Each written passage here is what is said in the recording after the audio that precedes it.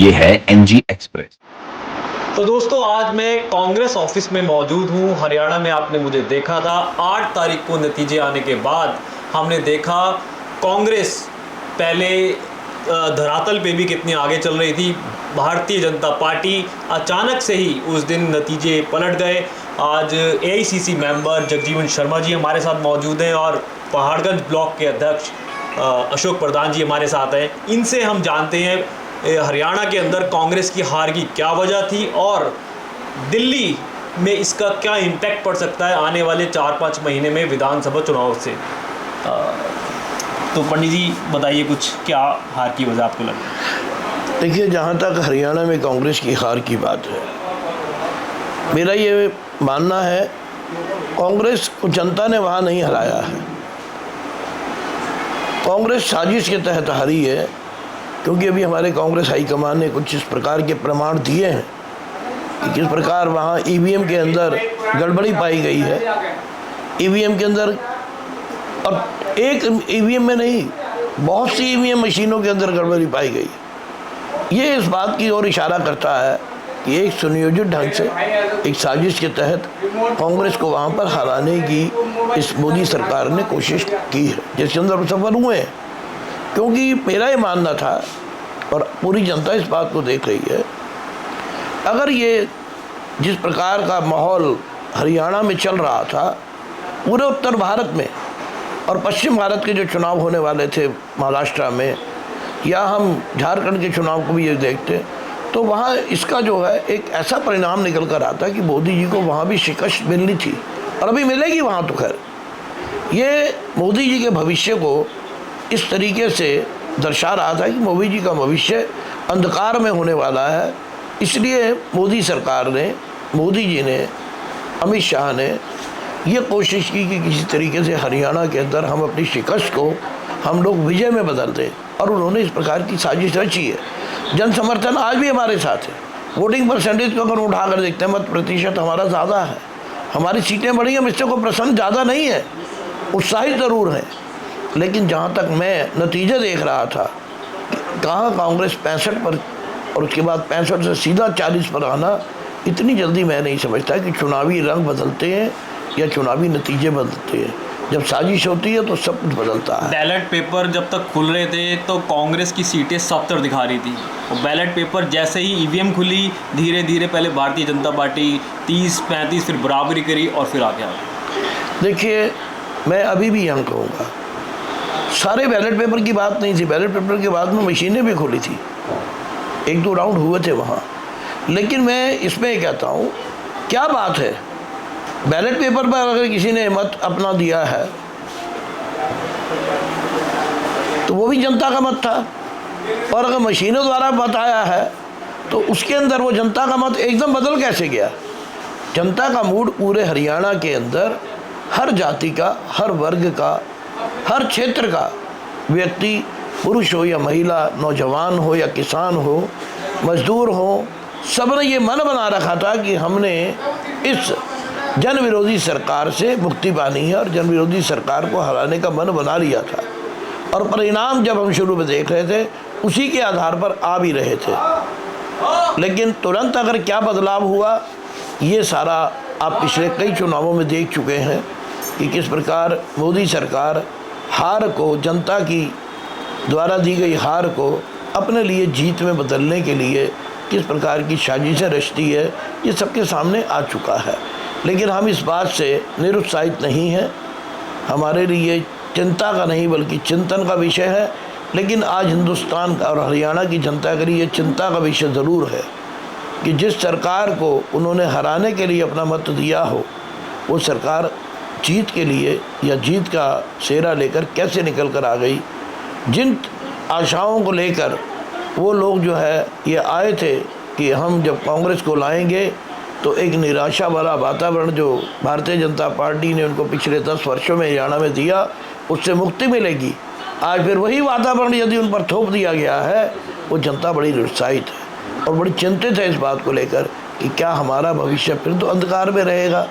लेकिन कल राहुल जी ने जैसा कहा है, हम भले ही सरकार में ना हो, लेकिन हमारा भरसक प्रयास रहेगा, हमारा संघर्ष जनहित के लिए, विशेषतः हरियाणा के लिए ही नहीं बल्कि हिंदुस्तान के अंदर हर व्यक्ति, हर वर्ग के लिए, हर जाति के लिए हमारा संघर्ष रहेगा। और कांग्रेस जन भी राहुल जी के नेतृत्व में जनता के हित के लिए, जनता के किसानों के लिए, नौजवानों के लिए, महिलाओं के लिए हम लोग संघर्ष करते रहेंगे। निश्चित तौर पर हम लोगों को न्याय दिलाने के लिए हमारा संघर्ष, कांग्रेस का संघर्ष निरंतर जारी रहेगा। अच्छा पंडित जी बताइए, जीटी रोड बेल्ट और अहिरवाल बेल्ट, ये दो बेल्टें सबसे इम्पोर्टेंट थी दोनों पार्टीज़ के लिए। राव इंद्रजीत जो भाजपा के नेता है, पहले कांग्रेस के मंत्री थे, कैबिनेट मिनिस्टर थे 2013 तक। भूपेंद्र हुड्डा से उनकी तकरार के चलते उन्होंने पार्टी छोड़ दी थी, तब भी आला कमान ने उस पर कुछ देखा नहीं। अब अहिरवाल क्षेत्र में 11 सीटें आती हैं, खुद उनकी पुत्री आरती वहाँ से खड़ी हुई और जीत हासिल करी। 11 में से 10 सीटें अहिरवाल क्षेत्र में जीतने में कामयाब हुए, सिर्फ राव इंद्रजीत की वजह से। आप जीटी रोड बेल्ट की बात करें तो 29 में से 22 सीटें 2014 के अंदर भाजपा जीती थी, 2019 के अंदर 29 में से 14 पे रह गए और अब फिर 29 में से 18 सीटें होगी। सोनीपत, पानीपत, गोहाना और कुरुक्षेत्र, अम्बाला, ये सारी जीटी रोड की सीटें आती हैं। इन पे कहाँ कांग्रेस में गलती हुई? देखिए, मैं इसमें कांग्रेस में गलती कहीं नहीं मानता। अगर हम चुनावी नतीजों की तरफ देखें तो बहुत लंबे समय तक राव इंद्रजीत जी की बेटी चुनाव हार रही थी, पिछड़ रही थी और सीटों पर, और कभी भी चुनाव किसी एक व्यक्ति विशेष पर केंद्रित नहीं रहता। हम ये कभी नहीं मान सकते पूरा अहिरवाल क्षेत्र जो है वो राव इंद्रजीत जी के प्रभुत्व में रहता है, ऐसा नहीं होता। एक व्यक्ति का प्रभुत्व कहीं हो सकता है, कुछ लोगों में हो सकता है, अपने एक आसपास के एरिया में हो सकता है, लेकिन पूरे अहिरवाल क्षेत्र के अंदर जहाँ सभी जाति के लोग रहते हैं, रेवाड़ी, गुड़गांव, मेवात और एक क्षेत्र और है, मैं सारे क्षेत्रों में होकर आया, उन्होंने ये कहा जहाँ राव इंद्रजीत है, जितनी जगह मैं घूमूँ, मैं हालांकि इतनी बड़ी कॉन्स्टिट्यूएंसी में मैं 400, 500, 700, 1000 बंदों से बात करी होगी, लेकिन मैंने हर बंदे से यही पूछा कि उन्होंने यही कहा जहाँ राव इंद्रजीत है वहीं पर ही हम वोट देंगे। देखिए, राव इंद्रजीत जी एक विरासत को लेकर चल रहे हैं जो उन्हें राव वीरेंद्र सिंह से मिली। तो इस अहिरवाल क्षेत्र के अंदर राव वीरेंद्र सिंह भी चुनाव हारे और राव इंद्रजीत अगर ये मानकर चल रहे हैं तो ऐसा मेरा ये कहना, मैं किसी के लिए भविष्यवाणी नहीं करता, लेकिन मेरा ये मानना राजनीति में किसी व्यक्ति विशेष जो है कभी भी इतना महत्वपूर्ण नहीं होता कोई भी व्यक्ति कि वो, अगर आप ये बात कहते हैं तो मैं समझता हूँ ये बात तो फिर मोदी जी की ताकत को और कम करती है। अगर आज जो पूरी भाजपा चिल्ला कर ये कह रही ये मोदी जी की जीत है, तो फिर तो मैं ये कहूँगा कि मोदी जी की जीत नहीं है। आपके शब्दों के हिसाब से तो फिर ये राव इंद्रजीत जी जैसे और लोगों की जीत है। हरियाणा के अंदर कांग्रेस के राव इंद्रजीत आप ले लो, आप किरण चौधरी ले लो, आप नवीन जिंदल ले लो, सारे के सारे अगर ये सीटें लेस कर दी जाए तो मोदी सरकार 25 सीटें लेने में भी कामयाब नहीं रहती हरियाणा में। मतलब 2014 से लेकर अगर आप 24 का हम देखें, इन 10 सालों में बेसिकली उन्होंने कांग्रेस के बड़े नेताओं को उठाया, अपनी तरफ मिलाया, लेकिन कांग्रेस से ये चूक रही कि वो अपने नेताओं को नहीं रख पाए अपने पास। देखिए, निहित स्वार्थों की पूर्ति कभी भी किसी व्यक्ति की कोई नहीं कर सकता। अगर निहित स्वार्थों के तहत कोई व्यक्ति पार्टी छोड़ता है, विचारधारा से अलग जाता है, तो मेरा ये मानना है राजनीति में विचारधारा सर्वोपरि होती है, निहित स्वार्थ सर्वोपरि नहीं होते। और जो निहित स्वार्थों में जाता है, ऐसे लोग कई चुनाव हारे भी हैं। अगर ये बात थी, मान लीजिएगा नवीन जिंदल अगर बहुत बड़ा चेहरा थे तो उनकी मां को टिकट क्यों नहीं दिया, या सावित्री जिंदल जो कि उनसे भी बड़ा चेहरा थी। सावित्री जिंदल देश की सबसे अमीर महिला है और उन्होंने आसानी से, उनकी फैक्ट्री में ही 30,000 से लोग काम करते हैं, उनको पता था वो जीत जाएंगे, फिर भी भाजपा ने उनको टिकट ना देकर और आसानी से वो जीत हासिल कर ली उन्होंने। इस बात का जवाब तो भाजपा ज़्यादा अच्छी तरीके से दे सकती है, या सावित्री जिंदल दें कि अगर उनके पुत्र के अंदर इतनी बड़ी खूबी थी कि भाजपा ने उनको बढ़कर टिकट दिया, तो उनकी माता में उन्होंने ऐसी क्या कमी देखी जो उनको टिकट नहीं दिया। इसका जवाब तो भाजपा दे या नवीन जिंदल दें। मेरा ये मानना है, मैं बार बार कहता हूँ, व्यक्ति कभी भी महत्वपूर्ण नहीं होता, पार्टी महत्वपूर्ण होती है। और ये अक्सर मैंने देखा और मैं कहता हूँ, जब व्यक्ति पार्टी से बड़ा होकर दिखाने लगता है तो वहाँ पर कुछ ना कुछ नुकसान उस व्यक्ति को भी होता है और पार्टी को भी होता है। कभी भी आदमी को पार्टी से बड़ा होकर अपने आप को शो करने की या ज़्यादा उम्मीदें नहीं रखनी चाहिए। अगर मान लीजिए मैं किरण चौधरी जी की बात करूं, तो किरण चौधरी जी को जो चीज़ मिली, राजनीति मिली, विरासत में मिली थी। आज किरण चौधरी को एक राजनीतिक चेहरा अगर हरियाणा में बनाया है तो कांग्रेस से बनाया है, वरना मैं नहीं मानता। और अगर हम बात करें तो उनके पति सुरेंद्र भी चुनाव हारे, और ये हालात हैं। समीकरण होते हैं, समीकरण बदलते भी रहते हैं, और समीकरणों के तहत कोई व्यक्ति अगर चुनाव जीतता है तो उसको इस अंधेरे में नहीं रहना चाहिए कि वो शायद जो है पूरी हरियाणा या पूरे क्षेत्र की राजनीति उसी पर केंद्रित है। ऐसा नहीं है। चाहे वो सावित्री जिंदल हो, नवीन जिंदल हो, और चाहे वो किरण चौधरी हो, चाहे वो राव इंद्रजीत हों, सारी राजनीति हरियाणा की इन पर केंद्रित नहीं है। हरियाणा के लोग आज भी बड़े चिंतन से और बड़े मनन कर कर, सोच समझ कर, अपने हरियाणा के हित को देखकर, और सभी जातियां एकजुट होकर हरियाणा के विकास के लिए वोट देने की बात करती हैं।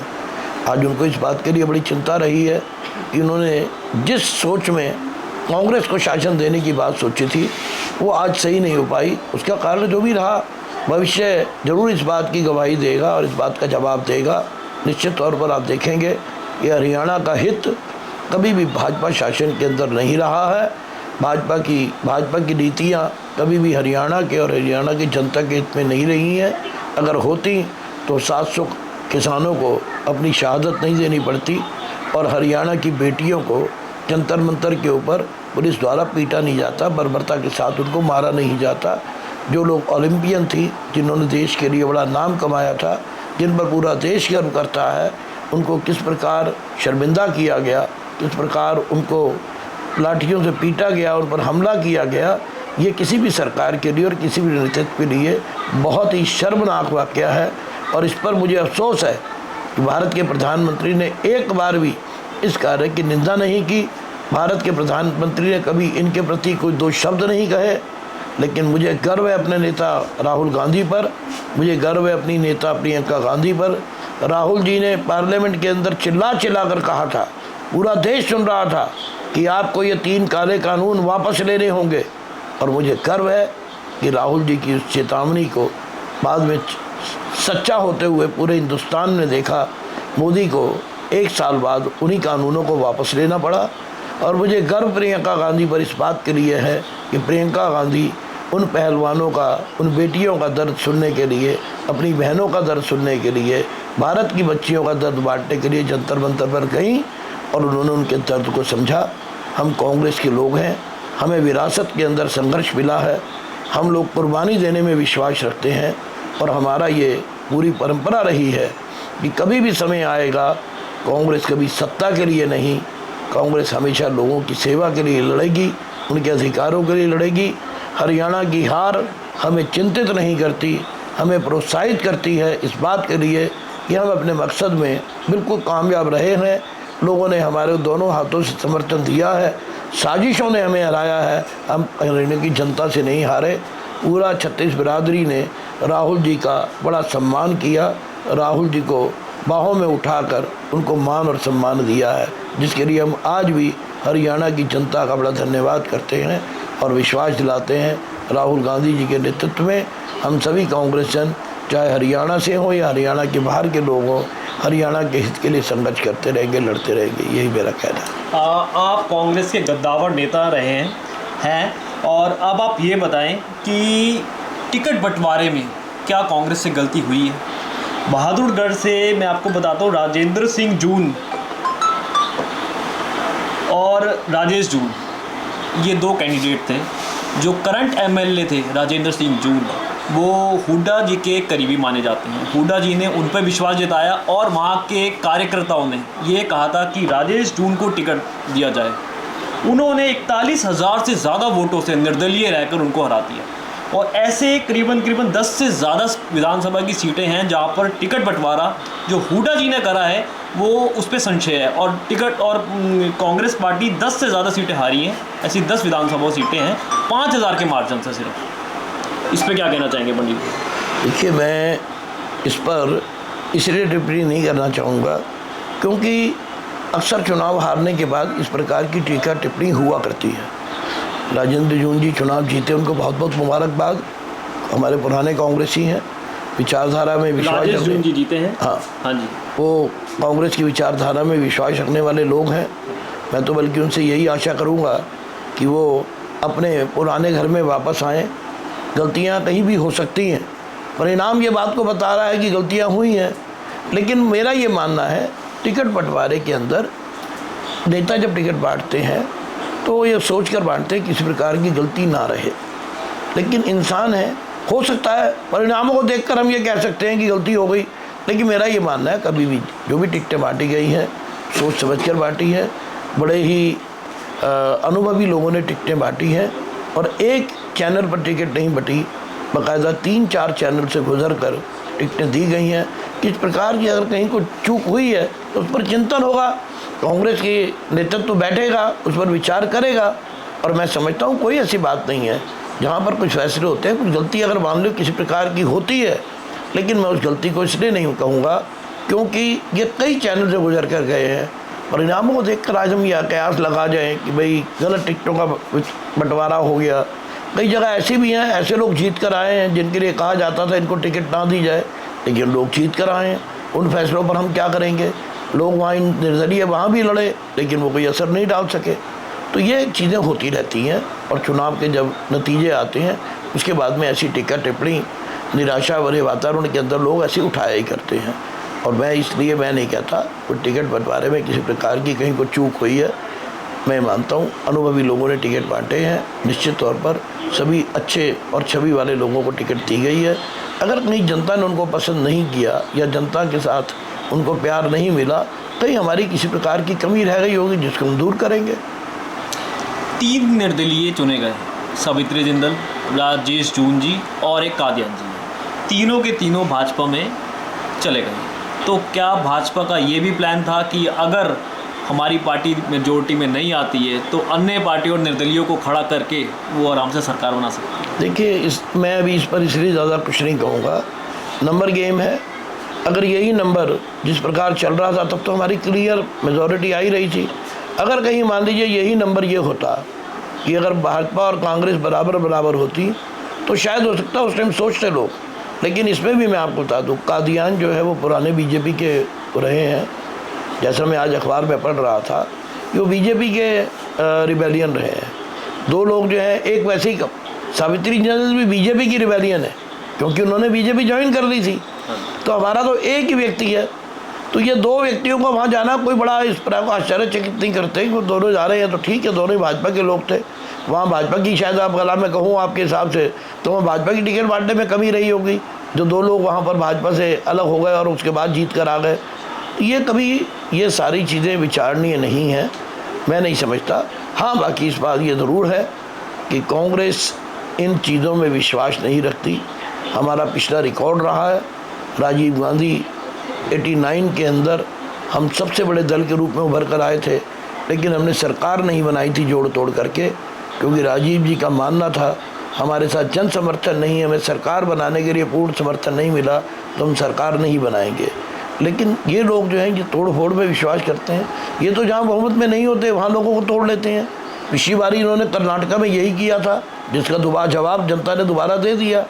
इन्होंने यही चीज़ मध्य प्रदेश में भी की थी, इन्होंने यही चीज़ गोवा में भी की, अरुणाचल प्रदेश में भी की। ये इस चीज़ के आदी हैं और ये करते भी हैं।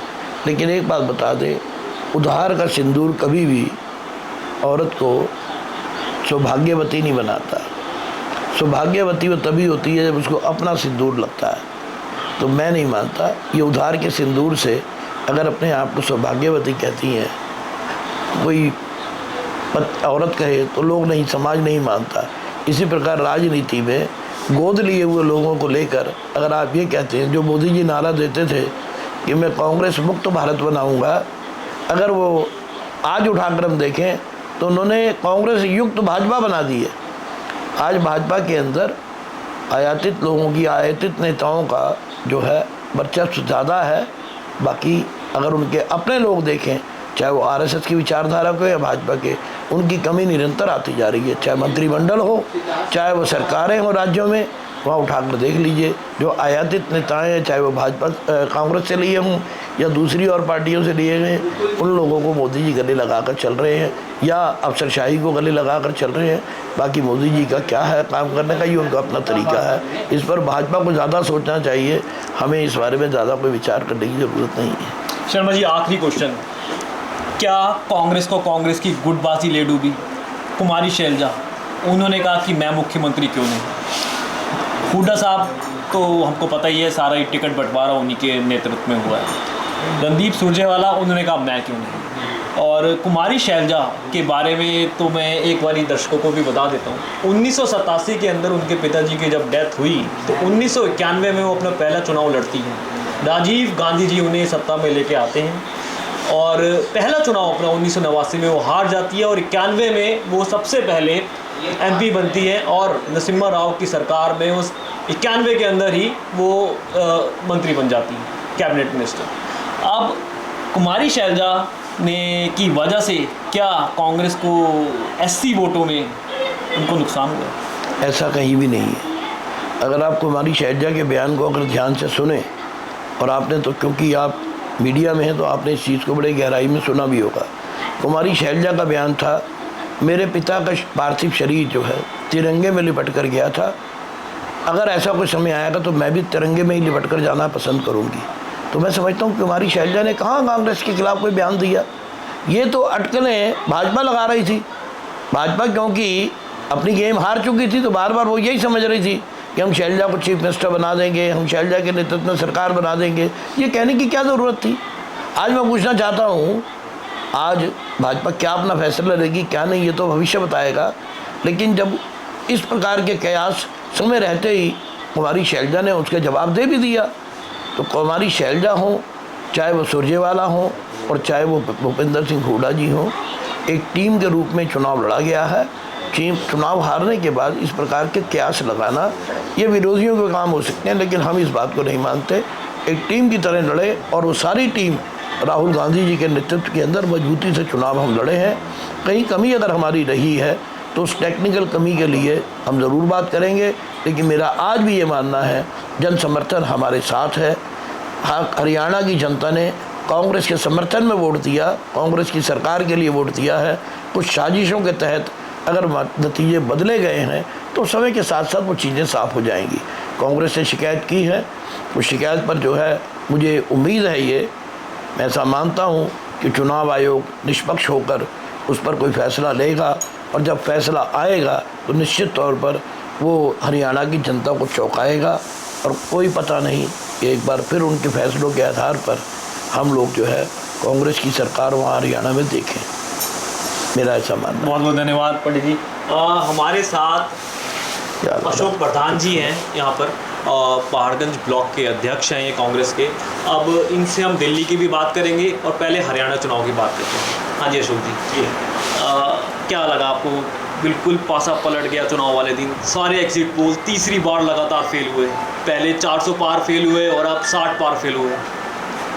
3 बार से आप देख रहे हैं कि एग्जिट पोल जो बार बार फेल हो रहा है, उसका जो सबसे बड़ा कारण क्या है कि पूरे माहौल में हिंदुस्तान के अंदर ये जितनी भी ये क्षेत्रीय पार्टी है और ये बीजेपी डरा के सिर्फ ये कांग्रेस के खिलाफ इसको इस्तेमाल करते हैं, षड्यंत्र रचते हैं, ED-CBI का डर दिखाते हैं, और जैसे जैसे भी इनको मौका मिलता है वैसे ही ये हमारे खिलाफ क्षेत्रीय पार्टियों को उतार देते हैं वोट काटने के लिए। आज अगर आप लोकसभा ले लो या आज 27-28 स्टेटों में इनकी गवर्नमेंट है, आप उठा के देख लो, जितने भी कांग्रेसी को डरा के या किसी वजह से इन्होंने शामिल किया है, आज भाजपा निकाले ना उनको बाहर तो पता चल जाएगा भाजपा की क्या वैल्यू है।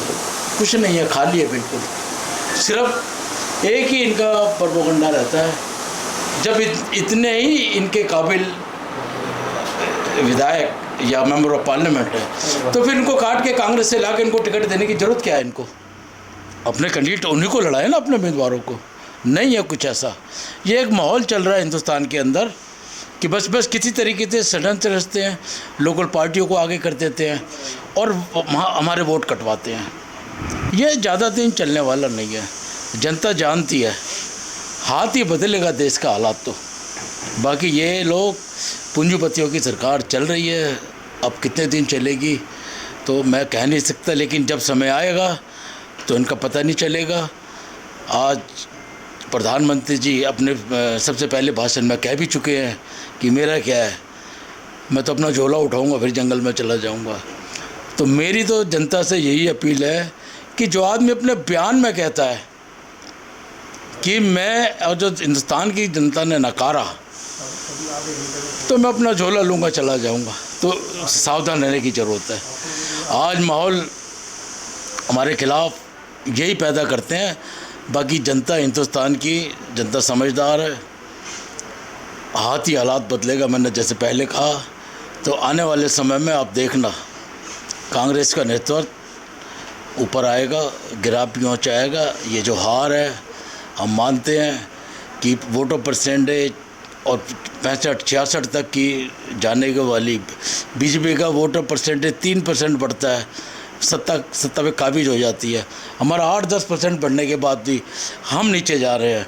तो कहीं ना कहीं ये सभी लोग समझते हैं कि कहीं ना कहीं ये एक षड्यंत्र है, लेकिन ज़्यादा दिन ये कामयाब होने वाला नहीं है।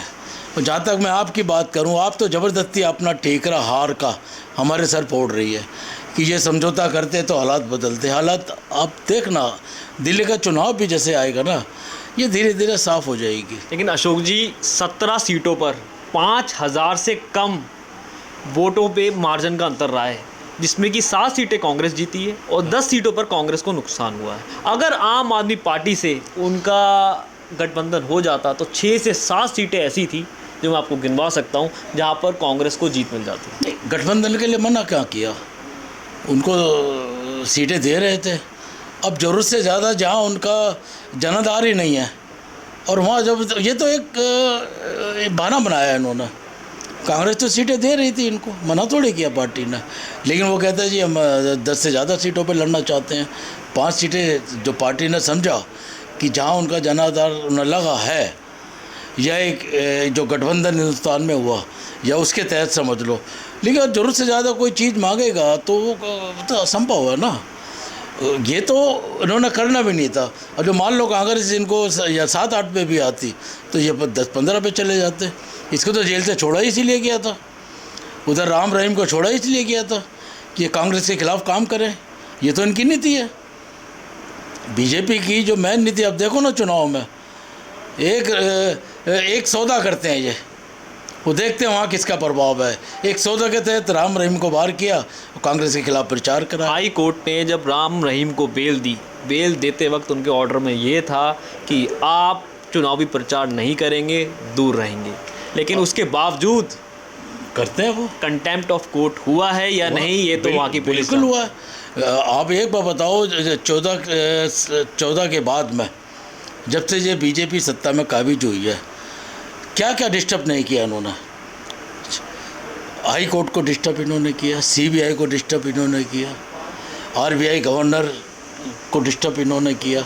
तो ऐसे कौन सी ऐसी संस्था है, ईडी सीबीआई आम बात है, जहाँ इनके मंत्री, इनके एमएलए, इनके विधायक, इनके एमपी जो करप्ट होते हैं, उनके खिलाफ कोई कार्रवाई नहीं है। एक झूठे को भी नाम आता उठा के जेल। और जब अपना देखते हैं कि इस आदमी को हमारे इस्तेमाल करना है चुनाव में, उसको बेल ला के हमारे खिलाफ प्रचार करते हैं। षड्यंत्र, ये तो साजिश चल रही है। कांग्रेस को एक साजिश के तहत ही ये लोग हराना चाहते हैं और हरा भी रहे हैं, लेकिन ये ज़्यादा नहीं चलेगा। जैसे जैसे लोगों की समझ में आएगा ये साफ़ हो जाएगा। आज महंगाई के मामले में आप देखो ना, 80 रुपये किलो टमाटर बिक रहा है, 60 रुपये किलो प्याज बिक रही है। कौन देख रहा है? चंद पूंजीपतियों की सरकार है, उन्हीं को चंदा दो और धंधा लो, तो वही चल रहा है भाई साहब। ये बिल्कुल भी गलत चल रहा है, जनता को समझना पड़ेगा। और ये तो ईवीएम का सिस्टम ख़त्म करना पड़ेगा। बैलेट पेपर से जब चुनाव होगा ना, इनको इनकी औकात पता चल जाएगी। ये जो सारा खेल है सिर्फ ईवीएम के माध्यम से चल रहा है। और ज़्यादा दिन नहीं चलेगा। एकदम 65-70 से और 30-35 पर आना, आप कुछ समझदार हैं। वोटर परसेंट तो 3% बढ़ता है। जब बैलेट खुले तो बैलेट में कांग्रेस 70-72 पे थी। हाँ? शुरू में मैं कांग्रेस ऑफिस में था, उसके बाद में हालांकि बीजेपी ऑफिस में भी था। ईवीएम जो बैटरी से जो ईवीएम चल रही थी वहाँ पर, आपने देखा होगा आपके मीडियम के माध्यम से ही, कई लोगों ने ऑब्जेक्शन भी उठाया, बयान भी दिए, लेकिन कुछ भी नहीं है। अब चुनाव आयोग के बाद कौन है? सब इन्हीं की मशीनरियाँ हैं, कोई भी इनसे बाहर नहीं है। गुजरात में क्या हुआ, किस तरीके से सत्ता पे काबिज हुए, वो जो एक स्टेट की पॉलिसी थी वही पॉलिसी पर अमित शाह। अब इनका इतिहास उठा लो, गुजरात में जाओ, इनकी एफआईआर निकालो, कितनी है इनके ऊपर एफआईआर। लेकिन वही जो एक स्टेट की पॉलिसी थी, डराओ, झूठे केस में फंसाओ और राज करो, वो आज पूरे हिंदुस्तान में चल रही है।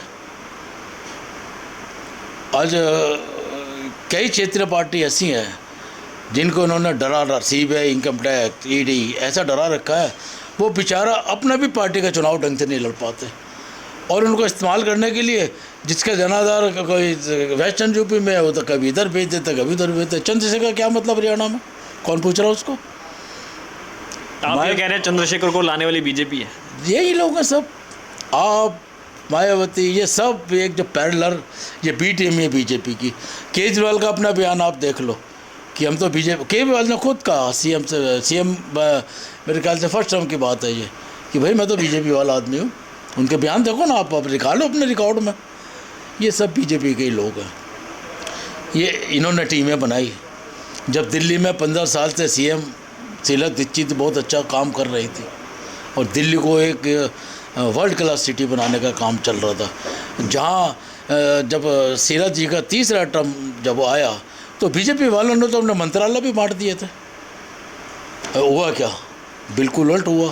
तो इनके पास चेहरा नहीं था कि किस तरीके से दिल्ली में कांग्रेस को बाहर निकाला जाए। महाराष्ट्र से जाके अन्ना हजारे को उठा लाए, आज कहाँ है अन्ना हजारे? उसके जितने भी कुछ लोग थे उस टाइम जब ये आंदोलन चला आप पार्टी का, जो अच्छे लोग तो वो चले गए, क्योंकि वो भ्रष्टाचार में शामिल नहीं होना चाहते थे। जो शामिल हुए उनका हाल देख लो आप, बिजली आप, पानी माफ और जनता की जेब साफ, यही चल रहा दिल्ली में। आप एक जरा सा एक हाथ से 1 रुपये का फ़ायदा देते थे, दूसरे हाथ से 10 रुपये ले लेते हैं। तो ये तो सब गुमराह करने की राजनीति चल रही है।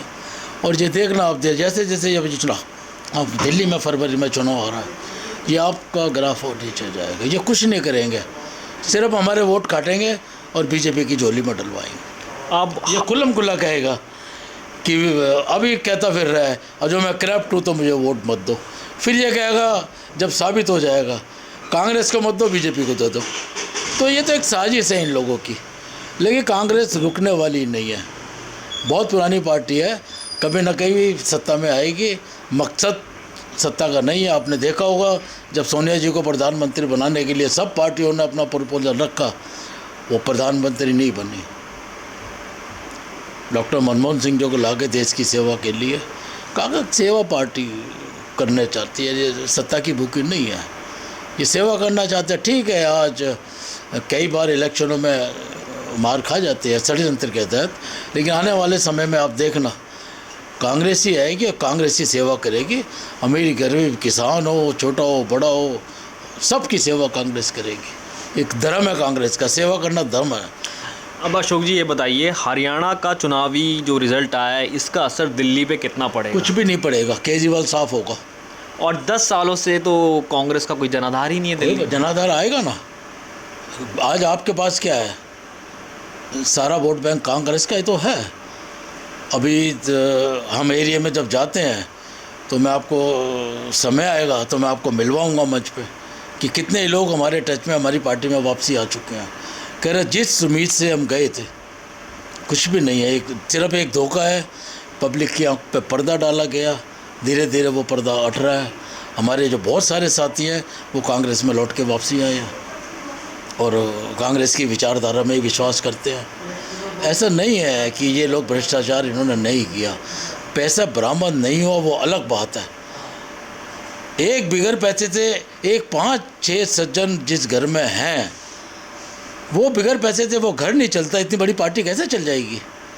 तो हुआ तो है, करप्शन तो हुआ है, पैसा तो लिया गया है, उद्योगपतियों को फ़ायदा पहुंचाया गया है, लेकिन वो चुनाव में खर्च हुआ है। एक आदमी 5 आदमी फैमिली का घर चला नहीं सकता। आप बगैर पैसे से हिंदुस्तान में राजनीति कर कैसे सकते हैं? जबकि हर आदमी जानता है कि बगैर पैसे के ना तो चुनाव है, ना कोई पार्टी चल सकती, तो फिर पैसा कहाँ से आ रहा है?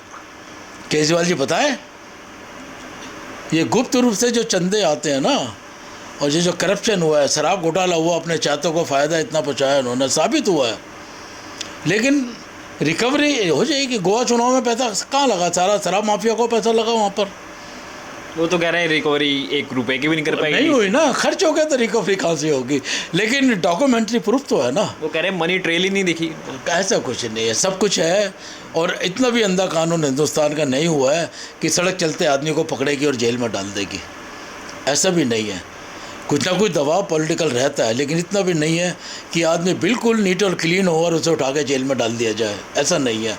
करप्शन इन्होंने किया है, जिसकी सजा ये भुगत रहे हैं। अब जो न्यायपालिका है वो देर कर सकती है फैसला देने में, लेकिन ये सब इसमें इन्वॉल्व है। इन सबको सजा होगी, सब जेल जाएंगे, तब पब्लिक की आँख खुलेगी कि हमारा चयन जो था वो गलत था। कोई भी फ्री में कुछ नहीं है दिल्ली में, सबका पैसे लिया जा रहा है। एक आदमी को 1 रुपये का अगर कहीं फ़ायदा देते हैं, ये दूसरे से 10 रुपये ले लेते हैं। तो ये जो साजिश चल रही है, ये फ्री कुछ नहीं होना चाहिए। आप रोज़गार के साधन पैदा करो। आप फ्री दे के आदमी को निकम्मा बना रहे हो।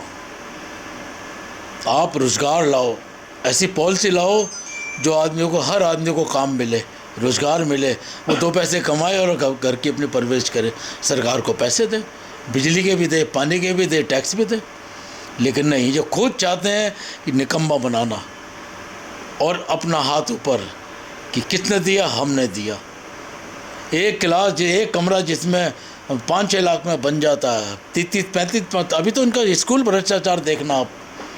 मोहल्ला क्लिनिक ने 15 एक महीने में 65 हज़ार टेस्ट हो रहे हैं, सब फर्जी तरीके। धीरे धीरे सारे जब पढ़ते खुलेंगे, ये सब जेल जाएंगे। और ये पब्लिक है, ये बहुत समझदार है। कुछ लोग भावनाओं में बह गए, कुछ लोग नाराज़ होकर चले गए।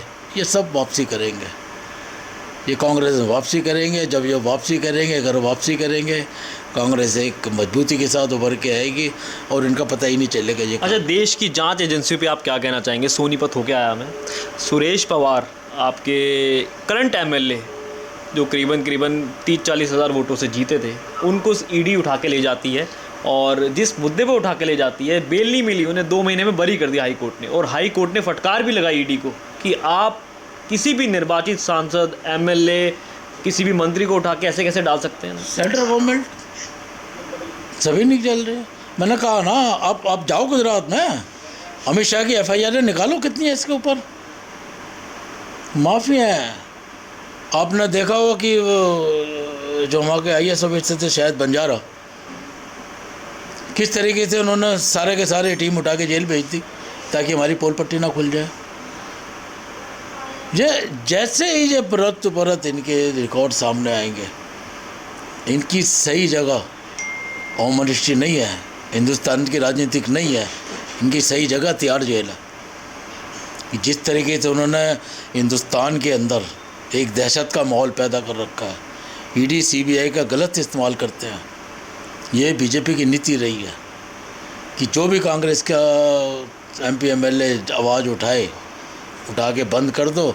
इन्वेस्टिगेशन इतना ढीले तरीके से चलता है कि जुडिशियल पे भी इतनी प्रेशर बना देते हैं कि वो 6-8 महीने तक तो बाहर ही नहीं आने देते। और अगर जो उसका फ़ायदा कहीं लेना है तो वो आप देखो ना, 15 दिन के अंदर बाहर होगा। और जो सत्येंद्र जैन ने कुछ नहीं किया तो इतने दिनों में जेल में क्यों चढ़ रहा है? दोनों उसको बेल नहीं थी। केजरीवाल से हरियाणा में फ़ायदा लेना था, जेल दी, हरियाणा भेज दिया। हुआ क्या? उसका अपना भी जनाधार कुछ नहीं। ये कुछ नहीं है सब। ये जो हमारे इस्तेमाल कर रहे हैं हमारे खिलाफ, ये जनता भी जानती है। लेकिन धीरे धीरे माहौल बदलेगा। जब माहौल बदलेगा आप देखना, अच्छा अशोक जी, इलेक्शन कमीशन की भूमिका पे सवाल उठे हैं। 1 तारीख को चुनाव पहले घोषित किया गया, हाँ। 4 तारीख को नतीजे थे। उसको भाजपा के प्रदेश अध्यक्ष ने लेटर लिखा इलेक्शन कमीशन को हाँ। कि 29 तारीख और 30 तारीख को सेकंड लास्ट सैटरडे और संडे है। 1 तारीख को 2 तारीख को महात्मा गांधी का बर्थडे है, 3 तारीख को बिश्नोई हाँ। समाज का बहुत बड़ा फंक्शन है, तो आप ये इसकी डेट्स बदल दीजिए। पहली बारी आज तक ऐसा हुआ है कि किसी प्रदेश अध्यक्ष ने इलेक्शन कमीशन को पत्र लिखा और उसकी डेट चेंज हो गई। तो मैं तो पहले कह रहा हूँ, जैसे सेंट्रल गवर्नमेंट में ये एक 4-5 आदमियों का ये जो ग्रुप बैठा हुआ है, जो मतलब इनके अपने एमपी भी परेशान हैं इनसे, लेकिन बोल नहीं पाते, बोलेंगे तो टिकट कैंसिल। और सबसे बड़ी बात, इलेक्शन कमीशन पिछली बारी हरियाणा और महाराष्ट्र का चुनाव एक साथ हुआ था, पिछली 3 बारी से साथ में हो रहा था। इस बारी महाराष्ट्र का चुनाव क्या सिर्फ इसलिए टाल दिया गया कि लाडली योजना जो महिलाओं को पैसे ट्रांसफ़र करने थे, हाँ। 2-3 बारी के, इसलिए ये चलता है चुनाव में। देखो हर पार्टी अपना हद मत तो देखती है, लेकिन ये मत नहीं है, ये एक लोकतंत्र की हत्या होती है। ये जो करते हैं ना, ये लोकतंत्र संविधान से खिलाफ है। लेकिन अब करें क्या, क्योंकि सेंट्रल गवर्नमेंट में पावर में बैठे हैं और ऐसे लोग बैठे हैं जिनका अपने आप में एक ऐसा भयंकर इतिहास है, जो उनकी बात नहीं मानेंगे तो ये साफ है इन्हें ख़त्म कर देंगे। और हर आदमी सत्ता में रहना चाहता है, चाहे गुलाम ही सही। तो इनको सत्ता के भूखे लोग हैं, ये गुलाम भी बने रहेंगे ना बीजेपी के एमपी एमएलए, इन्हें गुलामी भी पसंद है, सत्ता के भूखे हैं, सेवा से कोई मतलब नहीं है, बस सत्ता चाहिए। अब 4 से 5 दिन में महाराष्ट्र और झारखंड में चुनाव का ऐलान होने वाला है। आप वहाँ कहाँ देख रहे हैं कांग्रेस की स्थिति? अच्छा करेगी वहाँ कांग्रेस हमेशा ही अच्छा तो प्रदर्शन करती है। मोदी जी तो कह रहे हैं हम साफ कर दें। मोदी तो शुरू से ही कह रहा है, मैं कहता हूँ ना, मोदी साफ कहाँ करेगा। कांग्रेस से जो भी हमारा अच्छा नेता होगा उसे उठाएगा और उसको डराएगा और उसको अपनी पार्टी से निकाले ना सबको। इतने जितने कांग्रेसी इन्होंने भरे हैं शायद ही कहीं भी नहीं भरे, डरा के भर रखे हैं। निकाल दो सबको, बीजेपी में कुछ भी नहीं बचेगा। सारे लीडर हमारे ही गए में बैठे हुए हैं, और जो वो इतने काबिल थे इनके लोग, तो फिर वो उनका टिकट क्यों काटा इन्होंने। एक बार दिल्ली में इनको मौका मिला, 3-6 महीने में इन्होंने सीएम बदल डाले, सब निकम्मे हैं। ये तो एक माहौल ऐसा इन्होंने बना रखा है हिंदुस्तान में, आम आदमी देखो ताकतवर के खिलाफ नहीं लड़ पाता। हर आदमी को कहीं ना कहीं ये डरा के रखते हैं और वो डर जाता है। आम आदमी भी डर जाता है छोटे से लोकल गुंडे से, तो ये तो बहुत बड़े माफिया है। जम्मू कश्मीर पे क्या कहना चाहेंगे? जो रिजल्ट आया अभी जम्मू कश्मीर में, आप देखना अच्छा हुआ वहाँ पर। वहाँ तो नेशनल कॉन्फ्रेंस और कांग्रेस मिलकर बना रही है सरकार। हाँ, जो पार्टी की जो पॉलिसी बनती है ना, जो हमारे जो उस तरह के नेता बनाते हैं बैठ के, उस पर काम होगा। जो वादे इन्होंने वहाँ जम्मू की जनता से किए हैं वो वादे भी पूरे होंगे। जम्मू की जनता को निराश नहीं किया जाएगा। मैं जानता हूँ तीनों पार्टियाँ मिलके अच्छा करेंगे।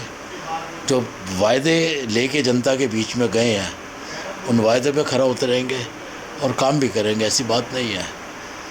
कांग्रेस जहाँ भी गठबंधन में है और सरकारों में है तो एक ही मत रहता है, जनता की सेवा। वो करेंगे वहाँ, ऐसी बात नहीं। और अब दिल्ली में आप क्या देख रहे हैं कांग्रेस को? कहाँ खड़ी कांग्रेस? दिल्ली में कांग्रेस आप देखना अच्छा प्रदर्शन करेगी, सरकार बनावट जाएगी, सरकार के बिल्कुल नज़दीक पहुँचेगी। मेरा मानना है, शायद मैंने आपके एक बारी चैनल में आपको कहा था कि 40+ सीटें दिल्ली में, कांग्रेस दिल्ली में मजबूत स्थिति में है। वो बाकायदा है कि ये जो षड्यंत्र जो चलता है, जो ईवीएम का खेल है, तो इससे हमें नुकसान हो जाता है। अहलद भाई, आज दिल्ली में हर घर हर जनता झाड़ू से दुखी है। आप पालगंज में घूम लो, वो तो कह रहे हैं बिजली फ्री, पानी फ्री का रखा। कुछ नहीं ना, बिजली ऑफ, पानी माफ और जनता की जेब साफ, कुछ फ्री नहीं है।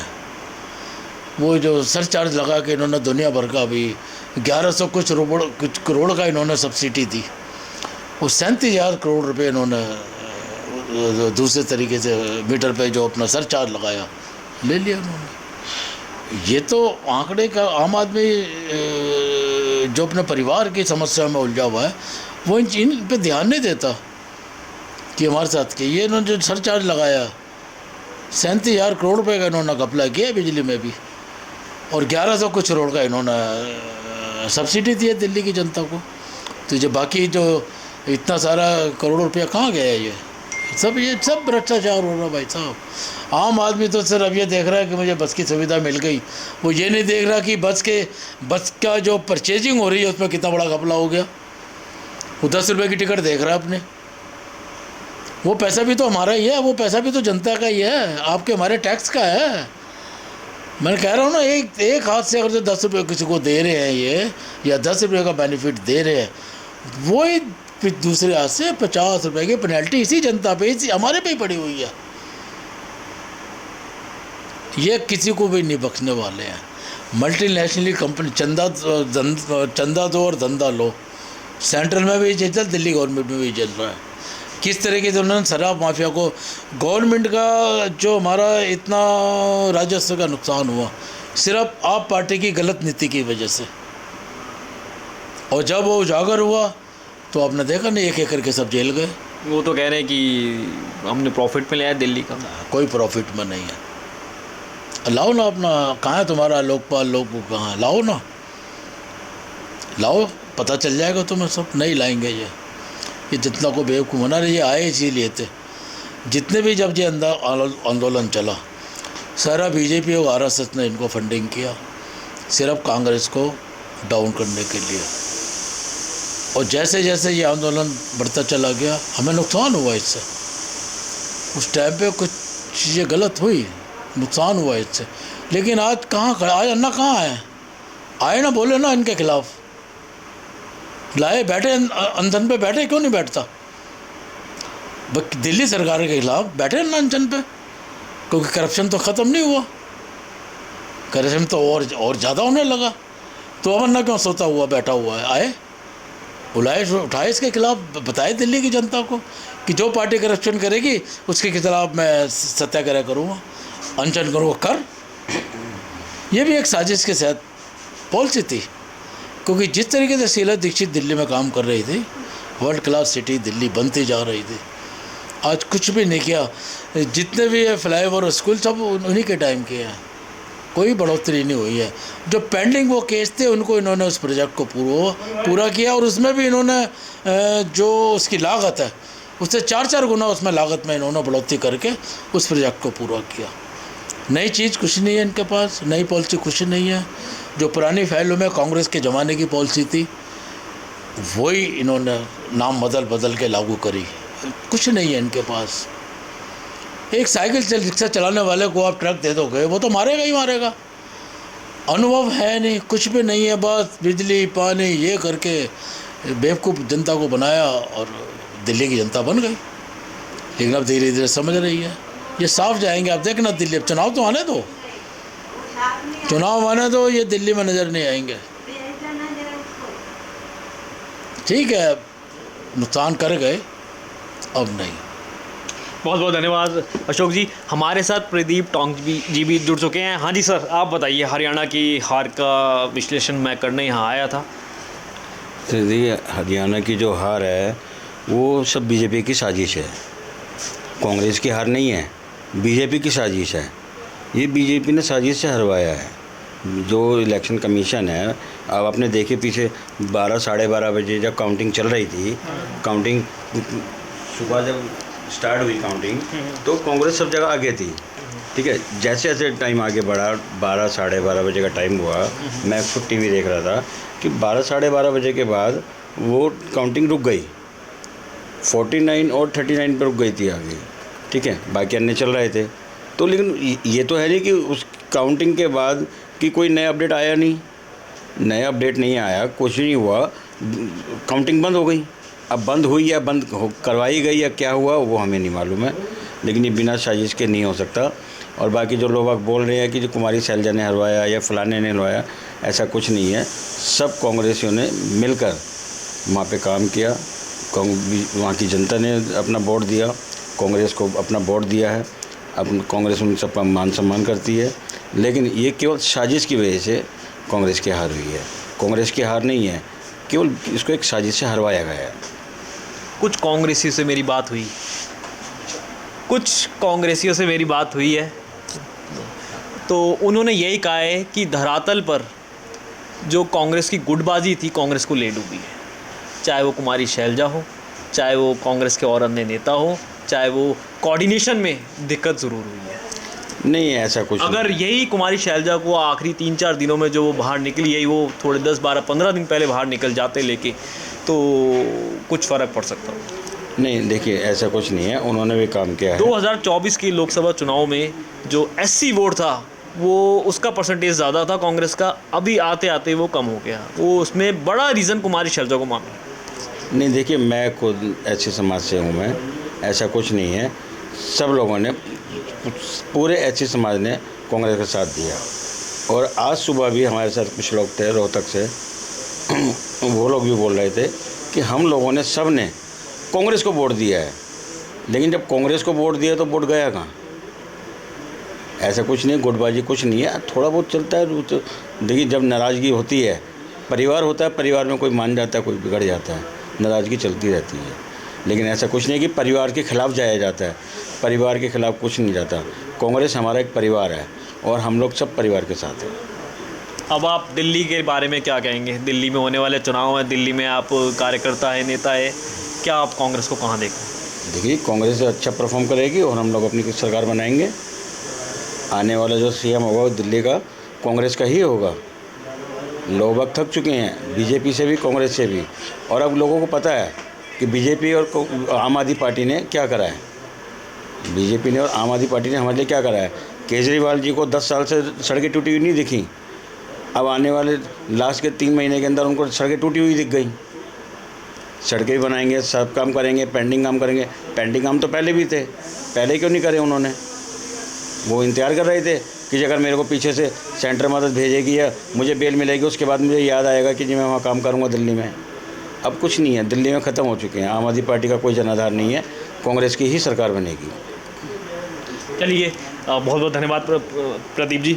अब हाँ जी सर, आपका नाम? सुशील भैया। तो सुशील जी बताइए, कांग्रेस की हार की वजह मैं पूछने आया था यहाँ पर हरियाणा में। बैठिए, पहले तो मैं आपको बहुत बहुत मुबारकबाद दे दूं, क्योंकि मैंने आपके जितने भी प्रोग्राम थे हरियाणा के, वो सभी मैंने देखे। और जितने भी लोकल चैनल थे वहाँ के, मैंने सबको देखा। धर्मेंद्र कुवानी जी को भी देखा, अजीत अंजुम को भी देखा, बहुत सबको देखा मैंने।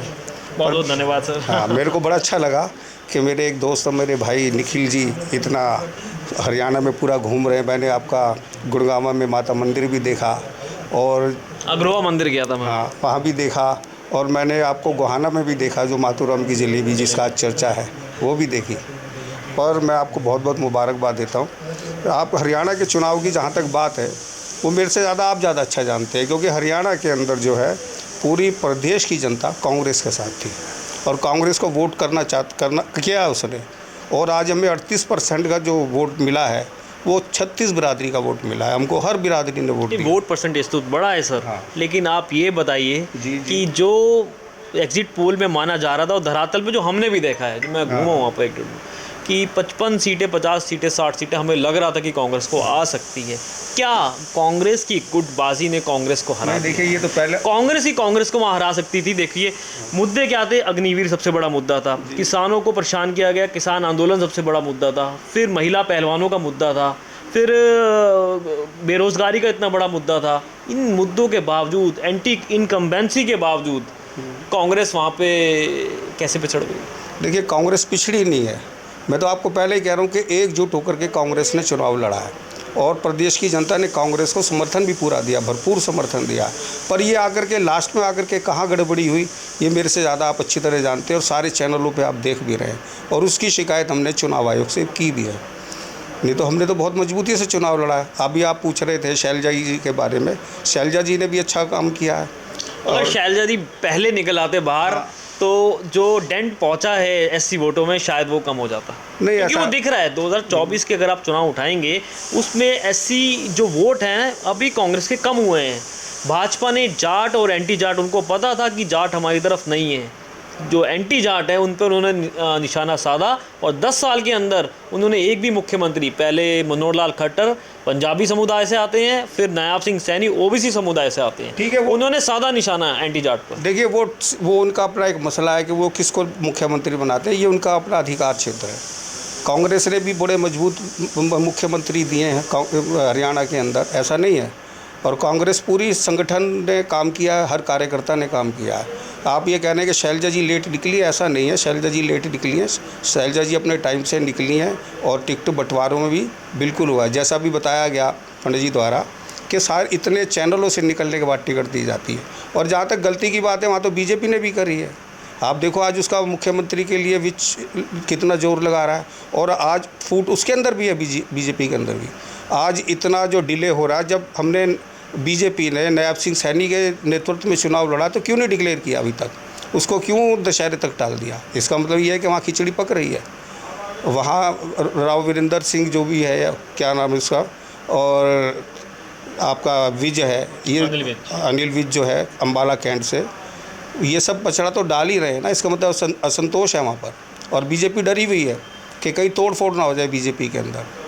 बड़ा उसको बचा करके चला रही है और बड़ा धीरे धीरे डिसीजन ले रही है कि कहीं पार्टी के अंदर बगावत ना हो जाए। बड़ा हल्ला मचा हुआ सोशल मीडिया पे तो कि बीजेपी का जो एमएलए हैं कुछ तोड़ करके इधर उधर भी जा सकते हैं। अभी तो तीनों निर्दलीय बीजेपी में। हाँ, तो वो देखे तो वो उसमें दो तो निर्दलीय बीजेपी के ही है ना। एक कांग्रेस का उसने समर्थन किया, उसमें एक पार्टी में नहीं गया। उन्होंने कहा कि हम सरकार के साथ रह करके समर्थन करते हैं क्योंकि क्षेत्र का विकास के लिए। बाकी इस अंदर वो बीजेपी ज्वाइन नहीं करी थी, इन्होंने बाहर से समर्थन दिया। वो कभी भी इधर उधर हो सकते हैं। आखिरी क्वेश्चन सर, आप दिल्ली में इतने पुराने कार्यकर्ता नेता हैं, कहाँ देखते हैं सर दिल्ली के चुनाव को? नेता नहीं है, नेता हमारे पंडित जगजीवन शर्मा जी हैं और दिल्ली के नेता भी हैं। तो मैं तो एक छोटा साधना सा कार्यकर्ता हूँ। दिल्ली के अंदर हम बहुत मेहनत करेंगे पहले से भी ज़्यादा, और जैसे शीला दीक्षित जी के टाइम में हमने कांग्रेस के से जीत हासिल की है, उतनी जीत हासिल करके दिल्ली की जनता को पूरा जो है सहयोग देंगे और जो उनकी मांग है उसको पूरा करेंगे, और जो राहुल जी कहते हैं वो करते भी हैं। बहुत बहुत धन्यवाद। एक क्वेश्चन और हम पंडित जी से पूछना चाहेंगे लास्ट। बेटा निकल लो, तुम लोग मीटिंग में जाना, निकल लो यार। ठीक। तो शर्मा जी, आखिरी क्वेश्चन ये है, आप 4-5 दिन में झारखंड और महाराष्ट्र के चुनाव घोषित करने ही पड़ेंगे सरकार को और इलेक्शन कमीशन को, तो आप कहाँ देख रहे हैं कांग्रेस को? देखिए, मैं पूरे विश्वास के साथ इस बात को कह सकता हूँ, साजिशों का पर्दाफाश भी होगा और निश्चित तौर पर वो ये बहुत समय से महाराष्ट्र की जनता ने अपना मन बना लिया है। वहाँ पर जो हमारी विकास अघाड़ी है उसके नेतृत्व के अंदर सरकार बनेगी। निश्चित तौर पर वहाँ कांग्रेस, शिवसेना और शरद पवार जी की जो एनसीपी सर है। एक चीज़ बताइए, इन तीनों पार्टियों का टिकट बंटवारा तो बहुत इंपॉर्टेंट है, सारे अटक गए हैं, क्या ऐसा कुछ भी नहीं है। देखिए, ये आपस में ये जो है विचार विमर्श कर ही सारे फैसले होते हैं, सामूहिक फैसले होते हैं। तीनों लोग जो हैं बड़े अनुभवी नेता हैं। शरद पवार जी एक अनुभवी नेता हैं, उद्धव ठाकरे जी बड़े अपना अनुभवी नेता हैं, और कांग्रेस के लोग जो हैं वो भी वहाँ के बड़े अनुभवी नेता। हमारा हाईकमान भी बैठकर तीनों में हमारे में किसी प्रकार का कोई खींचातानी नहीं है, कोई खिंचाव नहीं है। एक आपस में बैठकर एक मत होकर हम लोग बाकायदा टिकटों का बंटवारा करेंगे, और निश्चित तौर पर मैं ये बात बड़े दावे के साथ कह सकता हूँ, महाराष्ट्र के अंदर हमारी जो है महाराष्ट्र विकास अघाड़ी की सरकार बनेगी, और निश्चित तौर पर बनेगी, और लोगों की आशाओं के अनुरूप बनेगी। लोग बहुत तंग आ चुके हैं इस दलबदलू सरकार से, एक आधारहीन सरकार से, जहाँ पर सिद्धांतहीन सरकार से लोग तंग आ चुके हैं, और वो मौका देख रहे हैं कि जब चुनाव के समय आए तो वो इस सरकार को उखाड़ फेंकें, और वहाँ पर हमारे तीनों दोनों की सरकार मिलकर एक संयुक्त सरकार बने, और वो सरकार जनहित की सरकार हुई, निश्चित तौर पर कह सकता हूँ। और यही चीज़ झारखंड में होने वाली है। झारखंड में जिस प्रकार इन्होंने वहाँ के जनमानस के चुने हुए नेता हेमंत सोरेन जी को वहाँ पर बंद किया। अब उनको जमानत मिली, लेकिन वहाँ जिस प्रकार एक बदले की भावना से जनमत को कुचलने की कोशिश की गई, जनता ने इस बात को बहुत गुस्से में लिया है। जनता में इस बात को लेकर बड़ा रोष है और जनता उस रोष को प्रदर्शित अपने मतों के द्वारा करेगी। झारखंड में भी वहाँ पर फिर यही झारखंड मुक्ति मोर्चा के नेतृत्व के अंदर, कांग्रेस के नेतृत्व के अंदर वहाँ एक बार फिर हमारी संयुक्त सरकार बनेगी और हम जो हमारी विकासशील योजनाएं वहाँ चल रही हैं और हम और आगे बढ़ाएंगे और लोगों को वहाँ पर हम एक अच्छा प्रशासन जो आज भी दे रहे हैं लगातार उनको देने का हमारा जो है ये संघर्ष जारी रहेगा, ये हमारा कार्यक्रम रहेगा। तो दोनों ही स्टेटों के अंदर, दोनों राज्यों में मैं बिल्कुल दावे के साथ कह सकता हूँ, चाहे महाराष्ट्र हो या झारखंड हो, वहाँ पर हमारी सरकार बनने जा रही है और वहाँ पर साजिशों को हम लोग नाकाम करेंगे और निश्चित तौर पर हमारी सरकार बनेगी, ऐसी मुझे पूर्ण आशा है। और दिल्ली में आने वाले 6 महीने में जो चुनाव आप देख रहे हैं? देखिए, दिल्ली के चुनावों की जहाँ तक बात मैं आपको कहता हूँ, दिल्ली के अंदर मेरे भी बहुत साथियों ने बड़ा विस्तार में इस बात को बता दिया। दिल्ली की जनता करवट ले चुकी है। दिल्ली की जनता इस केजरीवाल के शासन को पूरी तरीके से झेल चुकी है। अगर आप किसी के घर में 200 यूनिट बिजली फ्री देते हैं तो उसके बेटे की दुकान से आप उससे कहीं चौगुना वसूल लेते हैं। सबसे बड़ी बात मैं आज केजरीवाल से पूछना चाहता हूँ। केजरीवाल जी ने कहा था कि मैं बिजली कंपनियों का जो है ऑडिट करवाऊँगा और निश्चित तौर पर वो जो मुनाफा वसूल रही है मैं उसको कम करूँगा, लेकिन आज तो उन्होंने रेट बढ़ा दिए। बिजली कंपनियों को आप पूरे पैसे दे रहे हैं, टैक्स पेयर का पैसा पूरा जा रहा है। टैक्स पेयर का पैसा आप जो विधायकों की सैलरी बढ़ाने के अंदर लगा रहे हैं। टैक्स पेयर का पैसा जो है आप उनको आराम देने के अंदर, उनको एक आधुनिक सुविधाएं देने के अंदर लगा रहे हैं। आपको दिल्ली की जनता की कम फिक्र है, लेकिन अपने विधायकों की ज़्यादा चिंता है। तो इस प्रकार की नीतियां दिल्ली की जनता ने देख ली हैं। ये दिल्ली की केजरीवाल सरकार जो है छलावा सरकार है और दिल्ली की जनता इसका जवाब देने के लिए आतुर है, तैयार है। आगे आने वाले चुनावों में निश्चित तौर पर दिल्ली के अंदर कांग्रेस अपनी एक नई शक्ति के साथ, नई ऊर्जा के साथ हमारे दिल्ली के अध्यक्ष भाई देवेंद्र यादव जी के नेतृत्व में उभर कर आ रही है और निश्चित तौर पर हम ये कह सकते हैं कि आगे आने वाले चुनावों में कांग्रेस की सरकार बनेगी। लोगों का समर्थन हमारे साथ है। हम जहाँ भी जा रहे हैं जनता पूर्ण समर्थन दिल्ली की जनता हमें दे रही है, क्योंकि हम दिल्ली की जनता की जो समस्याएं हैं, मूल समस्याएं उनको उठा रहे हैं। आज आप देख सकते हैं जल बोर्ड के अंदर कितना घाटा चल रहा है। जल बोर्ड के कर्मचारियों को तनख्वाहें नहीं मिल रही हैं, लोगों को पेंशन नहीं मिल रही है, लोगों को स्वास्थ्य सुविधाएं नहीं मिल रही हैं। आप सिर्फ ये जो मोहल्ला का आपने क्लिनिक खोल दिए, आज उनके अंदर जाके देखिए किस प्रकार से दुर्दशा उनकी बनी पड़ी है। हमारे यहाँ दिल्ली के अंदर तकरीबन 250 डिस्पेंसरीज़ हैं। हर वार्ड के अंदर अपनी एक उसकी डिस्पेंसरी पक्के भवन में चल रही है, लेकिन सरकार ने जानकर एक अपने लिए पैसा अर्जित करने के लिए इन्होंने ड्रामेबाजी की। उस अनहाइजीनिक एटमॉस्फेयर के अंदर, एक ऐसे वातावरण में जो प्रदूषित वातावरण रहा, वहाँ पर इन्होंने खोखे खड़े कर लोगों की आंख में धूल झोंकने का काम किया, लोगों की स्वास्थ्य के साथ खिलवाड़ का काम किया है। अगर हम शिक्षा को उठाकर देखें, आप शायद इस बात को आंकड़े उठाकर देख लें, दिल्ली के सरकारी स्कूलों से 1 लाख बच्चे स्कूल छोड़कर चले गए हैं। दिल्ली का पासिंग परसेंटेज कम आ गया है। आज मजबूर होकर लोगों को, गरीब से गरीब बच्चा भी जो है प्राइवेट स्कूलों की तरफ भाग रहा है। ये क्या है? आप जनता को जो शिक्षा का अधिकार है उससे वंचित कर रहे हैं। गरीब आदमी कैसे अपने बच्चों को प्राइवेट स्कूल में पढ़ाएगा जहाँ पर इतनी महंगी शिक्षा है? आप देख रहे हैं ऐसे ही केंद्र सरकार कर रही है। पूरे हिंदुस्तान से बड़ी तादाद के अंदर नौजवान हिंदुस्तान के अंदर छोड़कर विदेशों के अंदर अपनी उच्च शिक्षा के लिए जा रहे हैं। ये क्यों हो रहा है? क्योंकि यहाँ उनको ना तो साधन मुहैया करा रहे हैं, चाहे शिक्षा की बात हो, चाहे बेरोज़गार की बात हो। और ऐसी दिल्ली के अंदर मैं कह सकता हूँ कि स्वास्थ्य की हुई सिर्फ भवन की उताई कर आप ये कहें कि हमने नवीनीकरण कर दिया शिक्षा का, हमने एक उच्च शिक्षा, ऐसा नहीं है। आज भी स्कूलों के अंदर टीचरों की कमी है। आज भी स्कूल के अंदर जो है जाकर देखें, जो छात्रों को मिलने वाली सुविधाएं हैं उनमें कमी है। सरकारी स्कूलों के बिल्डिंगें चमचमा रही हैं, लेकिन अंदरूनी वातावरण जो देखें वो बड़ा ही दोषपूर्ण है। बड़ा जो है वहाँ निराशाजनक वातावरण है। वहाँ के आज कारण यही है, छात्र छोड़ कर प्राइवेट स्कूलों पर क्यों जा रहे हैं, इसका यही बड़ा कारण है। वो सुख सुविधाएं जो उनको वहाँ पर जो उम्मीद करते हैं वो नहीं मिल पा रही हैं। एक निराशा भरा वातावरण में दिल्ली की जनता ने ये मन बना लिया है कि हम लोग कांग्रेस को समर्थन देंगे, क्योंकि कांग्रेस ने समय समय पर जनता के अंदर लगातार 15 साल के अंदर शीला जी के शासनकाल में एक हमने बड़ी सुख सुविधाएं उनको दी हैं।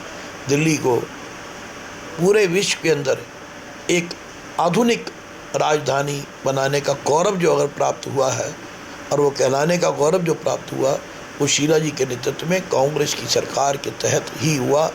और हमें इस पर गर्व है कि हमने 15 साल में एक बहुत अच्छा शासन दिल्ली की जनता को, विकासपूर्ण शासन, हमने एक प्रदूषण रहित शासन दिल्ली की जनता को दिया। आप जानते हैं अच्छी तरीके से बिजली के अंदर भी हमने पूर्ण रूप से 24 घंटे बिजली देने का काम 15 साल के अंदर किया, क्योंकि आज आप बार बार बिजली के कट देखते हैं, वही पुराने ट्रांसफार्मर्स हैं, किसी की कोई मरम्मत नहीं हुई है। आज आप देख लीजिए नगर निगम के अंदर आम आदमी पार्टी का शासन है।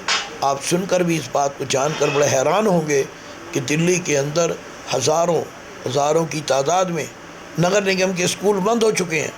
पहाड़गंज जहाँ हम रहते हैं, आप रहते हैं, वहाँ पर तकरीबन 7-8 स्कूल नगर निगम के बंद हो गए हैं। आप बेसिक शिक्षा अगर किसी गरीब समुदाय को नहीं दे सकते तो आप उसके साथ शिक्षा में क्या सुधार कर रहे हैं? आपने बेसिक शिक्षा का अधिकार छीन लिया, आपने प्राइवेट स्कूलों के हाथ में दे दिया। एक गरीब के बच्चे को आपने इस बात के लिए गरीब परिवार को मजबूर कर दिया कि वो जाए और अपने बच्चे को या तो प्राइवेट स्कूल में पढ़ाए वरना उसको घर बैठाए। ये मजबूर किसने किया? दिल्ली की सरकार ने किया। सिर्फ आप 526 करोड़ रुपए अपने विज्ञापन में खर्च कर ये दर्शाना चाहते हैं कि आपने दिल्ली को संवार दिया, तो आपने केजरीवाल ने अपना चेहरा चमकाया है। दिल्ली आज उसी प्रकार से रो रही है और निंदनीय स्थिति में जी रही है। आज दिल्ली की हालत बड़ी खस्ता हालत है। दिल्ली बेहाल है। देहात हो चाहे वो दिल्ली के अंदर हमारे और जगमगाते जो हमारी जगहें हुआ करती थी, उसका अंधेरा भी इस बात को दर्शा रहा है। देहात और उसके साथ लगे हुए शहरी इलाके भी पूर्ण तरीके से सुख सुविधाओं से वंचित हैं। हमारी सड़कें टूटी पड़ी हैं। अभी बरसात में आपने देखा जल भराव किस प्रकार रहा, नालों की सफाई नहीं हुई और हमारी गलियों तक में आपने देखा लोगों को गंदे पानी से होकर गुजरना पड़ा। पीने के पानी की व्यवस्था इतनी ख़राब है, हर गली के अंदर हर दुकानदार को आप देखेंगे पानी की टंकियाँ बेच रहा है। कोई ऐसा परिवार दिल्ली में, एक परिवार केजरीवाल बता दें कि जहाँ पर लोग पानी खरीद के नहीं पी रहे। 40 रुपये की एक टंकी है। एक परिवार यदि एक टंकी घर में लेकर आता तो 1200 रुपये महीने वो पानी पीने पर खर्च कर रहा है। तो सरकार बेशर्मी से इस बात को कह रही है कि हमने लोगों को स्वच्छ पानी दे दिया, फ्री पानी दे दिया। पानी तो है ही नहीं, दूषित पानी है। जल जनित बीमारियां लोगों को हो रही हैं, पेट की तकलीफ़ें हो रही हैं। अस्पतालों में जाकर देखिए बुरी हालत है, बच्चों कुपोषण के शिकार हो रहे हैं। और आप कह रहे हैं कि हमने दिल्ली को एक उज्जवल भविष्य दे दिया, उज्जवल प्रशासन दे दिया। बिल्कुल भी नहीं है। केजरीवाल को शर्म आनी चाहिए। पूरी दिल्ली सरकार को शर्मिंदगी देनी चाहिए इस बात के लिए। उन्हें दिल्ली की जनता से माफ़ी मांगनी चाहिए कि हमने जिन आशाओं को सामने रखकर आपसे शासन की बागडोर ली थी, हम उन आशाओं के अनुरूप नहीं उतरे। उनको आकर और ये अगर वो नहीं माफ़ी मांगेंगे तो दिल्ली की जनता ने तो अपना मन बना दिया है और उनको वो आगे आने वाले चुनावों में दिल्ली की सत्ता से उखाड़ कर फेंकेगी और कांग्रेस के नेतृत्व में यहाँ पर सरकार बनाएगी। हमें ऐसी पूर्ण आशा है और इसके लिए हम प्रयासरत हैं जनता की आवाज़ को उठाने के लिए। दिल्ली के हमारे अध्यक्ष देवेंद्र यादव और हमारे दिल्ली के सभी सम्मानित नेता और कार्यकर्ता हम जनता की लड़ाई को सड़कों पर लड़ने के लिए उतर रहे हैं और लड़ भी रहे हैं और उनको न्याय दिलाने के लिए पूर्ण रूप से हम जो है संघर्षरत हैं और संघर्ष कर रहे हैं। सर बहुत बहुत धन्यवाद समय निकालने के लिए। ऑल इंडिया कांग्रेस कमेटी के मेंबर, गद्दावर नेता, कांग्रेस के सीनियर लीडर, इन्होंने मेरे कहने से यहाँ टाइम निकाला। और अब हरियाणा चुनाव में आपने मुझे देखा, 8 तारीख को मैं कांग्रेस ऑफिस में भी था, मैं बीजेपी ऑफिस में भी आपने देखा। आज मेरा यहाँ आने का तात्पर्य यही था कि कांग्रेस ऑफिस में पूछा जाए जाके कि कांग्रेस का हारने की वजह हरियाणा में क्या थी। अब 2-4 दिनों में झारखंड और महाराष्ट्र में चुनाव होंगे। आप मुझे वहाँ देखेंगे, वहाँ की खबरें मैं आपको लाता रहूँगा, दिखाता रहूँगा। नमस्कार। कैमरामैन फूलचंद के साथ Nikhil Gupta, NG express news. रहने के लिए हमारे YouTube चैनल को सब्सक्राइब करें और नई वीडियो की नोटिफिकेशन के लिए बेल आइकॉन को दबाएं। अगर आप ये वीडियो फेसबुक पर देख रहे हैं तो लाइक जरूर करें और ज्यादा से ज्यादा शेयर करें। धन्यवाद।